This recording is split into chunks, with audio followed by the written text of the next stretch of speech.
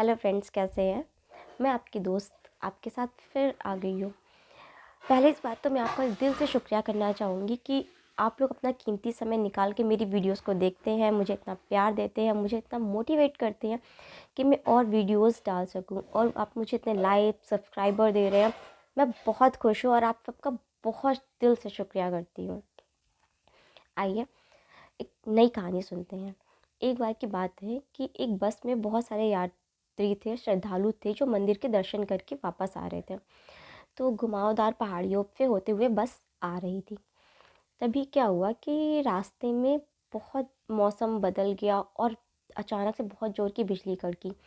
जब बिजली कड़की तो ड्राइवर ने बस को रोक दिया और देखा कि अगर बिजली गिर ना जाए तो थोड़ी देर वेट किया उन लोगों ने।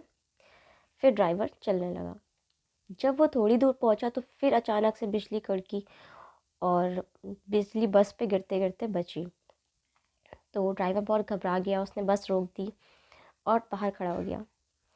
फिर उसने कहा कि इतनी देर से बस पे बिजली गिरने से बच रही है, 2 बार हो गया, ऐसा क्यों हो रहा है। तो उसके दिमाग में ख्याल आया कि कहीं ना कहीं कोई एक आदमी होगा जिसकी वजह से बस में बिजली गिरने से बच रही है, यानी कि कोई एक पापी इंसान होगा जो जिसकी वजह से सबके ऊपर खतरा मंडरा रहा है। तो उसने बस में अंदर आया और सबसे कहा कि हम सब में एक ऐसा इंसान है जिसको ऊपर वाला अपने पास बुलाना चाहता है और जिसकी वजह से सबकी जान खतरे में है। तो सबने कहा कि कौन है वो, इसका पता कैसे किया जाए। तो सबने कहा कि कैसे पता किया जाए। तो ड्राइवर ने कहा कि वहाँ 50 मीटर दूर एक पेड़ है, सबको बारी बारी से उस पेड़ को छू के आना है, और जब वो पेड़ को छू के आएगा तो जिसको भगवान अपने पास बुलाना चाहते होंगे उसके ऊपर ऑटोमेटिक बिजली गिर जाएगी और बस के सारे लोग बच जाएंगे।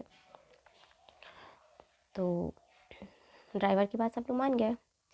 सब लोग बस से उतरे और बारी बारी से सब लोग पेड़ को छू के आने लगे और अपनी सीट पे बैठने लगे। जब सारे लोग पेड़ को छू के आके अपनी सीट पे वापस बैठ गए और उसमें एक आदमी बचा लास्ट में। अब सबने कहा कि यही आदमी है जिसकी वजह से खतरा मंडरा रहा था, क्योंकि हम तो छू के आ गए पेड़ को, कहीं कुछ नहीं हुआ, और इसी की वजह से हम पे बिजली गिरते गिरते बची है। इस इंसान को निकालो और इसे भेजो जाने के लिए। अब सब उसको फोर्स करने लगे। वो बेचारा सहमा हुआ, कहता ठीक है।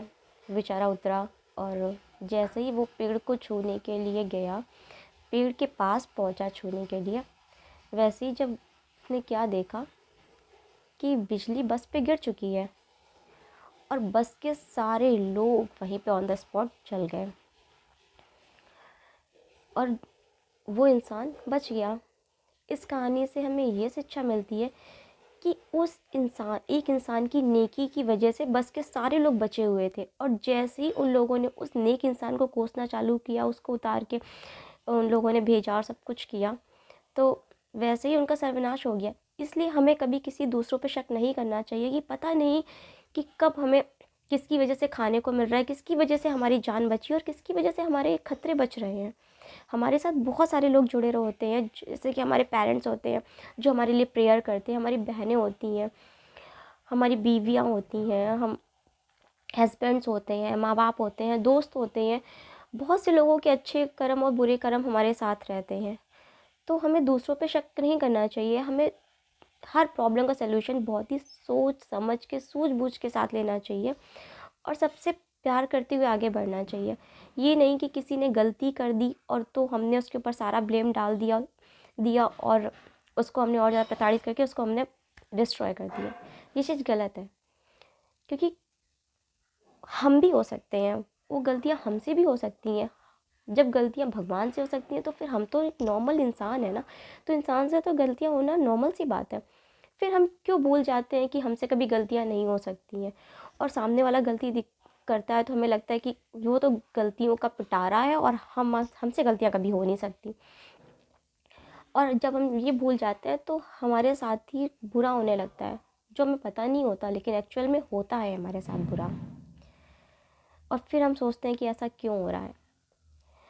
इसलिए हमें कभी किसी पे ब्लेम नहीं करना चाहिए। जो भी प्रॉब्लम्स है हम उसको शांति से बैठ कर उसका सलूशन निकालना चाहिए और उसके बाद ही कोई एक्शन लेना चाहिए।